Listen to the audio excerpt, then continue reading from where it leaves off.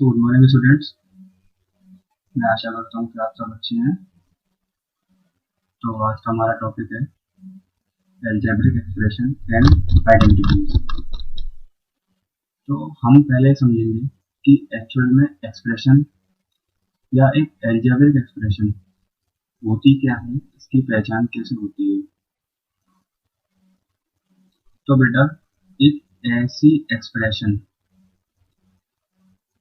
जो कि कलेक्शन होता है एक या एक से ज्यादा टर्म का। मैंने क्या बताया कि एक एक्सप्रेशन एक कलेक्शन होता है, एक संग्रह होता है इसका एक या एक से ज्यादा टर्म्स का, जो कि जो टर्म्स जो होते हैं वो किससे सेपरेट होते हैं, एडिशन एंड सब्ट्रैक्शन साइन से। आई थिंक जो मैंने आपको टर्म्स की वीडियो सेंड करी थी वो आपने अच्छे से समझा होगा। उसको एक बार मैं फिर से समझा दे रहा हूँ कि टर्म्स कोई एक नंबर भी हो सकते हैं जिसको हम कांस्टेंट वैल्यू बोलते हैं, एक वेरिएबल भी हो सकता है, और क्या हो सकता है, कॉम्बिनेशन हो सकता है, प्रोडक्ट हो सकता है इसका नंबर्स और वेरिएबल का। तो बेटा, अलजेब्रिक एक्सप्रेशन मैंने क्या बताया कि ऐसी एक्सप्रेशन जो कि एक कलेक्शन होता है किसका, एक या एक से ज्यादा टर्म्स का, और वो टर्म्स किससे सेपरेट होते हैं, एडिशन और सब्ट्रैक्शन साइन से।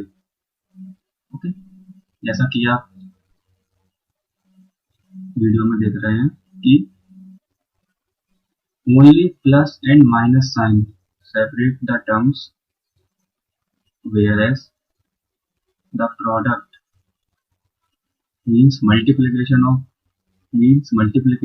and division sign do not separate the term. Understood or not? कि plus and minus sign separate the terms, plus और माइनस साइन अलग करते हैं टर्म्स को, वो बताते हैं कि एक्सप्रेशन में कितनी टर्म्स हैं। इसके अलावा प्रोडक्ट और डिवीजन साइन वो आपको शो नहीं करते हैं, वो सेपरेट नहीं करते हैं किसी भी टर्म्स को। जैसे एग्जांपल हम देखें कि कोई एक्सप्रेशन आपको दे रखी है 3x प्लस 4y। अब आप बताइए इसमें कितने टर्म्स हैं। आप कहेंगे सर इसमें 2 टर्म्स हैं।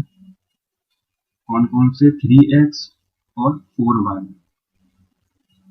You have to consider the sign also. Means आप ऐसे कहोगे कि सर एक पॉजिटिव 3x है, एक पॉजिटिव 4y है। तो 3x किससे मिलकर बन रहा है बेटा, एक कांस्टेंट और एक वेरिएबल। ठीक है। ऐसे ही दूसरी एक्सप्रेशन आप देखें 3x माइनस 4y। इसमें आप क्या कहेंगे कि सर इसमें भी 2 टर्म्स हैं, एक प्लस का 3x और एक माइनस का 4y। ठीक है, बट 3x इंटू 4y ये मिलके एक टर्म्स बनाएंगे। कितने टर्म बनाएंगे मिलके, एक। क्योंकि आप किसी भी 2 वेरिएबल या 2 कांस्टेंट का जब मल्टीप्लिकेशन करते हैं तो रिजल्टेंट क्या आता है, एक सिंगल टर्म आता है। ठीक है। ऐसे ही जब आप किसी 2 टर्म को डिवाइड करते हैं तो उसका रिजल्टेंट क्या आता है, एक सिंगल टर्म आता है। ठीक है, आई थिंक ये आपको समझ में आया होगा। So thank you all of you. अब हम नेक्स्ट वीडियो में पढ़ेंगे इस अलजेब्रिक एक्सप्रेशन के कितने टाइप्स होते हैं, हम इनको किस किस नाम से डिनोट करते हैं। So thank you all of you, have a good day.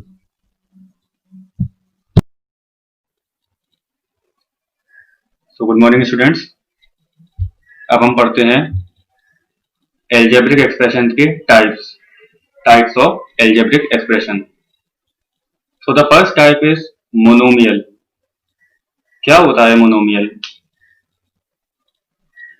एक ऐसी एक्सप्रेशन जिसमें खाली एक ही टर्म हो, वो कहलाता है क्या, मोनोमियल। एक बार फिर से रिपीट कर रहा हूं, एक ऐसा एक्सप्रेशन जिसमें खाली एक ही टर्म हो।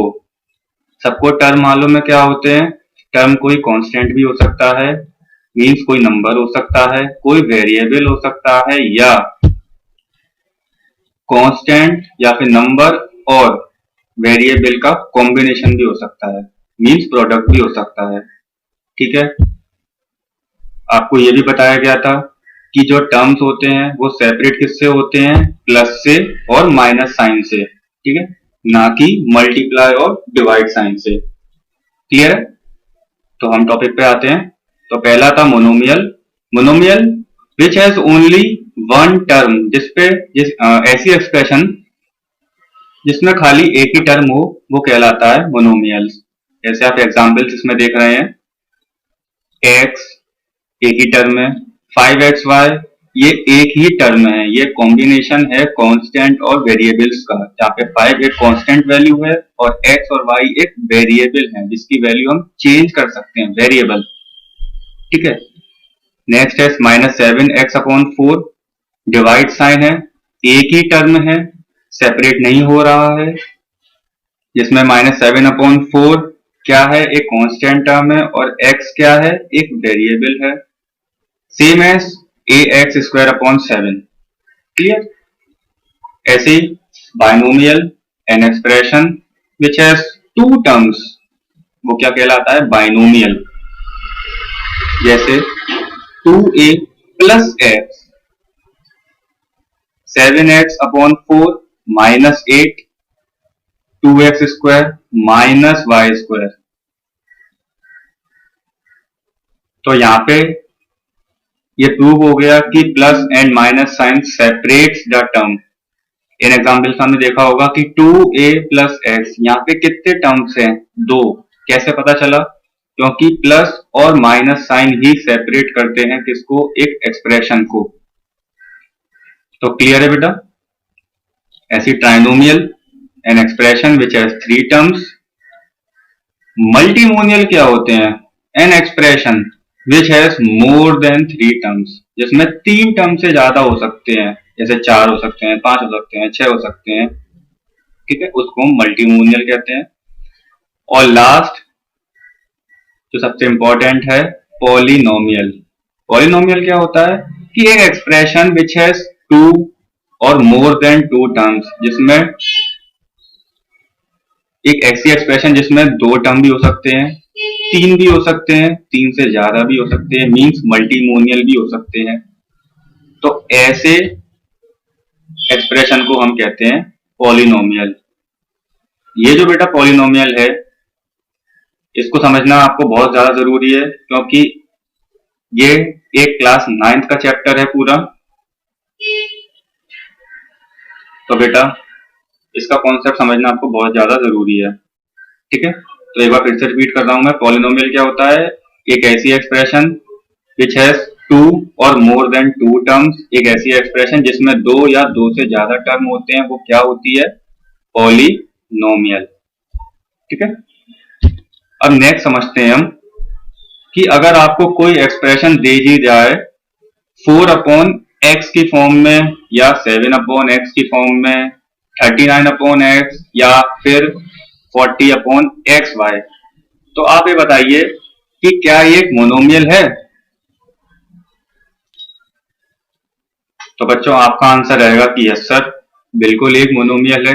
मैं पूछूंगा क्यों?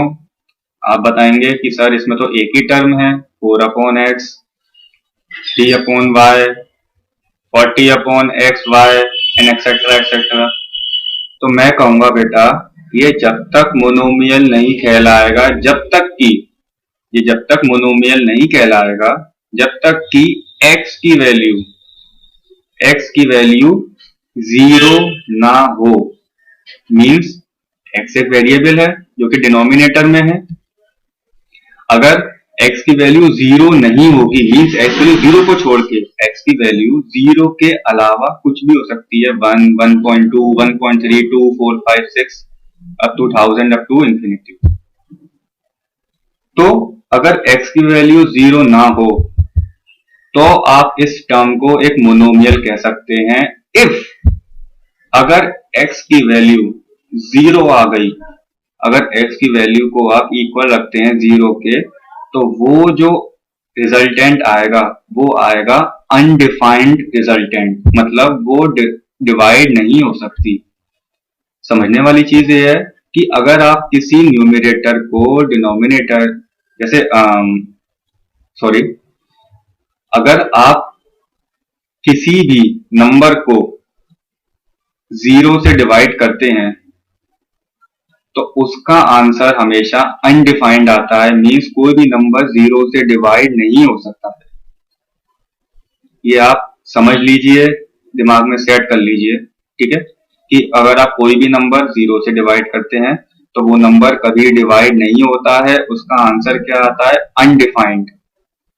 ठीक है, रीजन इसमें दे रखा है कि सिंस x कोई वेरिएबल है, बिल्कुल है, तो कोई वेरिएबल है दैट मीन्स वो कोई भी वैल्यू अपने अंदर ले सकता है, 1 2 3 अप टू 100 टू 1000, ठीक है, it can take any value. If it takes the value 0, अगर x की वैल्यू 0 आ जाती है तो वो जो एक्सप्रेशन है 4 अपॉन एक्स, वो किसके बराबर हो जाएगी, 4 अपॉन 0, क्योंकि आपने x की जगह 0 पुट करा है। तो जब मैंने अभी आपको समझाया था कि अगर किसी नंबर को आप 0 से डिवाइड करते हैं तो उसका आंसर क्या आता है, अनडिफाइंड या फिर विच इज नॉट डिफाइंड। तो स्टूडेंट्स, आई थिंक ये जो बेसिक कंसेप्ट थे आपको क्लियर हो गए होंगे। अगर आपको समझ में ना आया हो तो फिर से मेरी वीडियो को रिवाइंड कीजिए और एक बार समझिए, और कोई भी डाउट हो तो कमेंट सेक्शन में आप मुझे बताइए, मैं आपकी प्रॉब्लम को जल्दी से जल्दी सॉर्ट आउट करने की कोशिश करूंगा। So thanks all of you. Have a good day. Thank you.